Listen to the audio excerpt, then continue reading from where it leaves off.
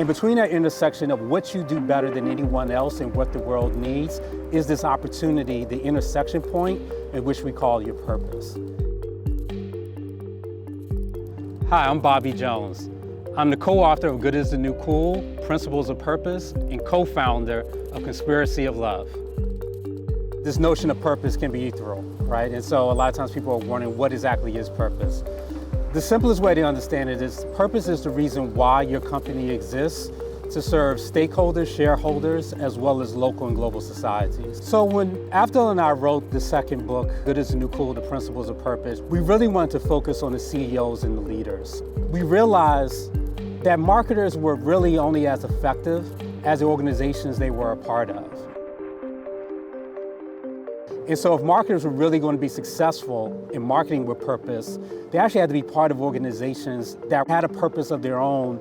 And so it was with that understanding that we said we needed to figure out how can we help organizations build purpose-led cultures that start at the leadership level. And so the principles of purpose are really intended to help CEOs and C-suite leaders understand what purpose is, how do you define it, how do you actually discover it within your organization? So after you understand what it is from a definition standpoint, how do you discover where your unique purpose is within your organization?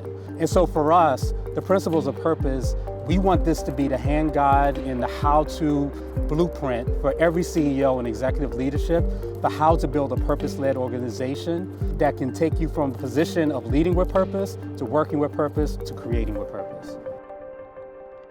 So we often talk about purpose is a journey, not a destination. And I've been on a purpose journey for years. About 10 years ago, actually around the same time that I became a father, I really started to see the world through my son's eyes. And I started to wonder, how would he see the work that I was doing? What type of world was he going to grow up in? And what was my role in creating it and shaping it and contributing to that? And so for me, it started with this real hunger to do work that I could be really proud of because of the impact that it was having, not just on the companies and brands I was serving, but the communities that I was impacting.